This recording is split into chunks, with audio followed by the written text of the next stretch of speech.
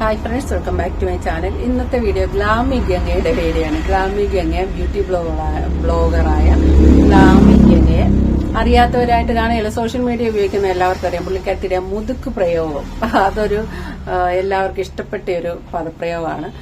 പിന്നെ സംസാര ശൈലി കൊണ്ട് എനിക്കിഷ്ടമാണ് കേട്ടോ ഗ്ലാമി ഗംഗ. അപ്പൊ ഗ്ലാമി ഗംഗ വിവാഹം കഴിക്കാൻ പോവുകയാണെന്നും പറഞ്ഞ് ഒരു വീഡിയോ പുള്ളിക്കാരത്തെ ചാനലിൽ ഇട്ടിട്ടുണ്ട്. ആ വീഡിയോ കൊണ്ട് ഞെട്ടിക്കൊണ്ടിരിക്കുകയാണ് പ്രേക്ഷകർ മൊത്തം.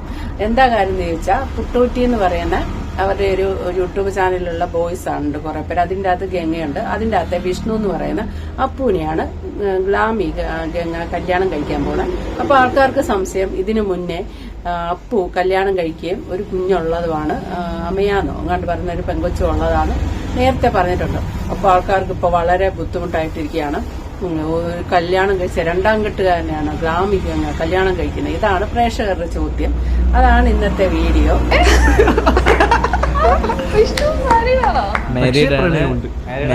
മകളുണ്ട്. കണ്ടാ പറയുന്നില്ല, വിഷ്ണു ചേട്ടനായിരുന്നു. നമുക്ക് പെണ്ണില്ലാടാ, നമുക്ക് പെണ്ണില്ലാടാ. സിംഗിൾ ഞാൻ മാരീഡാണ്. സിംഗിൾ. എനിക്കൊരു വൈഫും ഉണ്ട്, നല്ല സുന്ദരിയ മോളുണ്ട്. മോളെ പേര് അമയ ബി. അപ്പൊ വിഷ്ണുവിനെ അപ്പു എന്നാണ് വിളിക്കുന്നത്. അപ്പു ആയിട്ടാണ് കല്യാണം ഉറപ്പിച്ചിരിക്കുന്നത്. പ്രേക്ഷകരുടെ ഇപ്പോഴത്തെ പ്രശ്നം എന്താ വെച്ചാൽ, ഒന്ന് രണ്ടാം കെട്ട് എന്നുള്ളത്. രണ്ടാമത് വിഷ്ണു വിവാഹമോചനം നേടിയിട്ട് 1 വർഷം കണ്ട് ആയിട്ടുള്ളൂന്നോ, ഇവര് പരിചയമായിട്ട് 1 വർഷം ആയിട്ടുള്ളൂ. പിന്നെ ഇവരുടെ ഈ ഗാങ്സ് ഉണ്ട്, ഈ പുട്ടൂറ്റി എന്ന് പറയുന്ന ഗാങ്ങിലെ അരവിന്ദോ രാജേഷോ അങ്ങനെ മറ്റാരെങ്കിലും ഒക്കെ ആയിട്ട് പുള്ളിക്കാരത്തി പ്രണയത്തിലായിരിക്കും എന്നൊക്കെ പ്രേക്ഷകർ വിചാരിച്ചു. പക്ഷെ ഇവരെ എല്ലാം ഞെട്ടിച്ചുകൊണ്ട് ഇപ്പം അപ്പുവായിട്ടാണ് വിവാഹം ഉറപ്പിച്ചിരിക്കുന്നത്. ഇപ്പൊ പ്രേക്ഷകർ ഞെട്ടിക്കൊണ്ടിരിക്കുക. ഞെട്ടിയവർക്ക് അങ്ങോട്ട് മാറി നിൽക്കും, ഞെട്ടാത്തവർ കടന്നു വരും എന്നുള്ള രീതിക്കാണ് ഇപ്പം കമന്റ് ബോക്സ് മുഴുവൻ പറയുന്നത്. കാരണം ഗ്ലാമി ഗംഗ ഇങ്ങനെ ചെയ്തല്ലോ. എന്നാൽ എന്റെ സ്വന്തമായ ഒരു അഭിപ്രായം ഈ ഒരു വീഡിയോയിൽ പറയുന്നത്, രണ്ടാം കെട്ടാണോ അതൊന്നും അന്വേഷിക്കേണ്ട. ഇന്നത്തെ കാലമൊക്കെ മാറി. ഇപ്പൊ നമ്മൾ പോയി ഒരു പരിചയമില്ലാത്ത ഒരാളെ കല്യാണം കഴിച്ച് ഒട്ടും യോജിക്കാൻ പറ്റുന്നില്ല എങ്കിൽ നമ്മൾ അവരെ ഡിവോഴ്സ് ചെയ്യാം. അപ്പൊ നമ്മൾ രണ്ടാം കെട്ടായില്ലേ.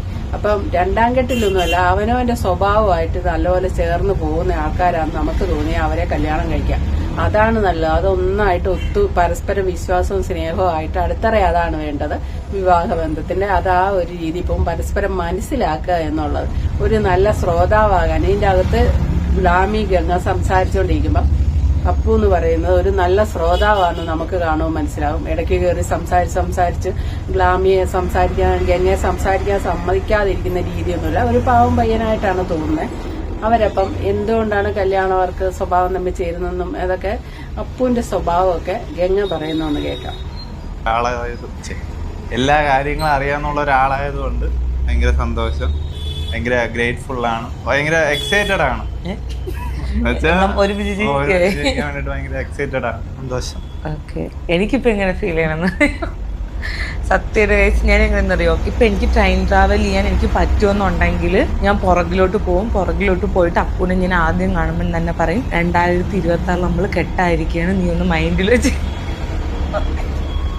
സീരിയസ് ആയിട്ട് പറയും, നീ ഒന്ന് മൈൻഡ് വെച്ചേക്കണേ. 2026 നമ്മൾ കല്യാണം കഴിക്കാൻ വേണ്ടിയിട്ട് പോവേണം എന്നുള്ളത്. ആൻഡ് പറഞ്ഞ പോലെ എനിക്ക് ഒബ്വിയസ്ലി എനിക്കൊരു ആഗ്രഹമായിരുന്നു, എനിക്ക് അറിഞ്ഞൂടാത്ത ഒരാളെ കല്യാണം കഴിക്കണേക്കാളും എന്നെ അറിയാന്നുള്ള ഒരാൾ കല്യാണം കഴിക്കണം എന്നായിരുന്നു എനിക്ക് ആഗ്രഹം, എന്നെ അറിയാന്നുള്ളത്. അതേപോലെ പക്ഷെ ഇപ്പൊ വെച്ചാൽ എനിക്ക് അങ്ങോട്ട് അറിയാം അവനെ അവനെ മനസ്സിലാക്കുന്നത് ഭയങ്കര വലിയ ബുദ്ധിമുട്ടുള്ള കാര്യമാണ്. അതായത് പക്ഷെ എനിക്കത് ക്വാളിറ്റി ആയിട്ടാണ് തോന്നിയത്. അതായത് ഈ പുള്ളിക്കാരൻ വെച്ചാൽ ഇങ്ങനെ പുറമെ ഇങ്ങനെ ചേച്ചി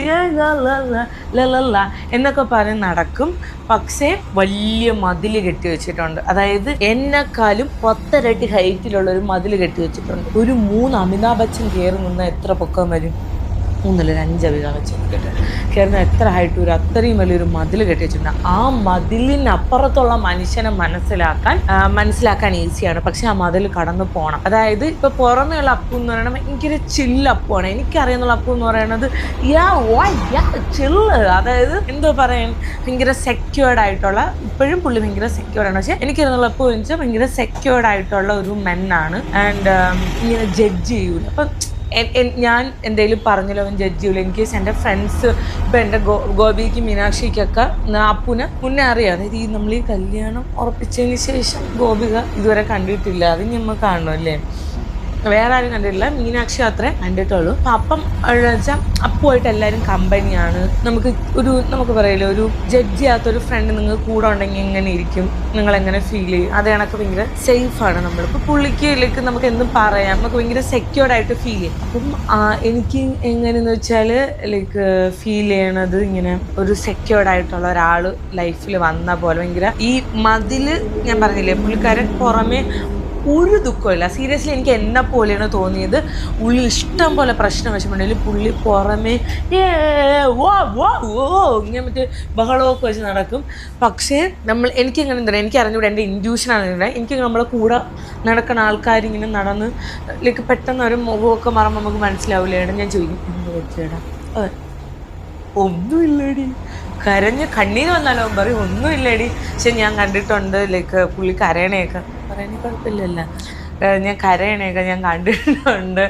പക്ഷെ അങ്ങനെ ഞാൻ ചിരിക്കാൻ പാടില്ല. പക്ഷെ ഞാൻ പറഞ്ഞത് ലൈക്ക് അന്ന് ഭയങ്കര ഒരു വിഷമമുള്ള മൊമെൻറ്റിലായിരുന്നു. അപ്പം എനിക്കറിയാം ഞാൻ അപ്പോൾ എപ്പോഴും ഞാനിങ്ങനെ നമ്മുടെ പ്രാർത്ഥനകളിൽ എൻ്റെ പ്രാർത്ഥനയിലുള്ള ഒരു മനുഷ്യരായിരുന്നു ഞാനിങ്ങനെ ഞാൻ പ്രാർത്ഥിച്ചിട്ടുണ്ട്. കാരണം ഭയങ്കര പ്യുവർ സോളാണ്. അപ്പം എപ്പോഴെങ്കിലും നല്ലൊരു ലൈഫ് കിട്ടണേ, അവ ആഗ്രഹിച്ച പോലെ.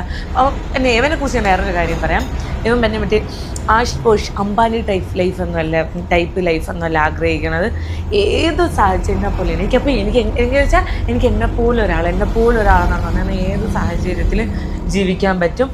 ഉള്ളപ്പോൾ മന്തി, ഇല്ലാത്തപ്പോൾ ചമ്മന്തിയാണ് ഗൈസ്. അപ്പം അതുകൊണ്ട് എനിക്കങ്ങനെ പെട്ടെന്ന് എന്തോ റിലേറ്റായി. ലൈക്ക് ഇതിങ്ങനെ ഒരു ടോക്ക് വന്നപ്പോഴും അല്ലെങ്കിൽ ഇങ്ങനെ കല്യാണം പക്ഷേ പെട്ടെന്ന് കണക്റ്റായി, പിന്നെ സെറ്റായി.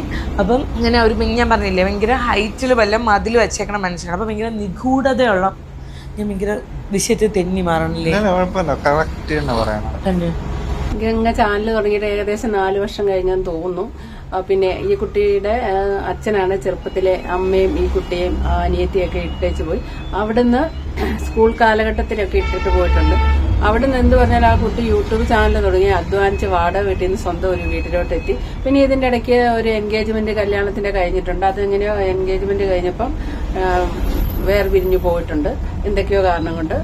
പിന്നെ എന്ത് പറഞ്ഞാലും ഇതിപ്പോ ഈ പയ്യൻ രണ്ടാമത് കെട്ടിയ ഒരു കുട്ടിയുണ്ട്, അതൊരു ബാധ്യതയല്ലേ എന്നൊക്കെ പറഞ്ഞ അതൊക്കെ നോക്കുന്നതിലും ഗംഗ ഇത്ര നേരം സംസാരിച്ചതിൽ നിന്ന് നമുക്ക് മനസ്സിലാകുന്നത് അവര് പരസ്പരം അത്രമേൽ മനസ്സിലാക്കുന്നുണ്ട്. അല്ലാതെ ചുമ്മാ ഒന്നും അറിയാതെ ഒരാളെ ഈ നിൽക്കുന്ന ഒരു ഗംഗയുടെ ഗ്ലാമർ നോക്കി അല്ലെ ആ ഒരു പൊസിഷൻ നോക്കി ഒട്ടും അറിയാത്ത ഒരാളെ കല്യാണം കഴിച്ചിട്ട് പരസ്പരം മനസ്സിലാക്കാനോ അഡ്ജസ്റ്റ് ചെയ്യാനോ ഒന്നും സമ്മതിക്കാതെ വേർപിരിയുന്നതിൽ നല്ലത് ഒന്നിച്ചു പോകുന്നുണ്ടെങ്കിൽ രണ്ടാം ഘട്ടം എന്നുള്ളത് നമ്മുടെ പണ്ടത്തെ ഒരു ചിന്താഗതിയാണ്. ഈ ഒരു രണ്ടാം ഘട്ടമാണോ, ഒന്നുപോലും കല്യാണം കഴിക്കാത്ത ഒരു രണ്ടാം ഘട്ടിനെ കിട്ടുന്നോ എന്നുള്ളൊരു അങ്ങനത്തെ ഒരു രീതി, എന്തോ ഒരു കുറച്ചില് പോലെ നമ്മൾ കരുതുന്നു. പക്ഷേ ഇന്നെന്ന് പറഞ്ഞാൽ കല്യാണം കഴിച്ച് എങ്ങനെയെങ്കിലും ഒന്ന് ഒത്തുപോകാനാണ് ഇപ്പൊ ഏറ്റവും ബുദ്ധിമുട്ടുള്ള കാര്യം. ഇപ്പോഴത്തെ തലമുറയിലുള്ളവർ ആരും ഒരു വിട്ടുവീഴ്ചയല്ല, അങ്ങനെയൊന്നും ചെയ്യുന്നവരേ അല്ല.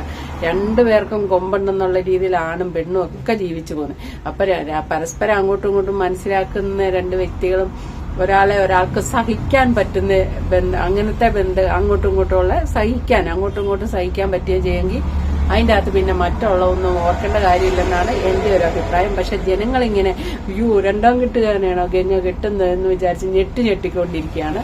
വരനെ കണ്ടാകെ ഞെട്ടി താർന്നിരിക്കുക പ്രേക്ഷകര്, ഗംഗയുടെ പ്രേക്ഷകര്.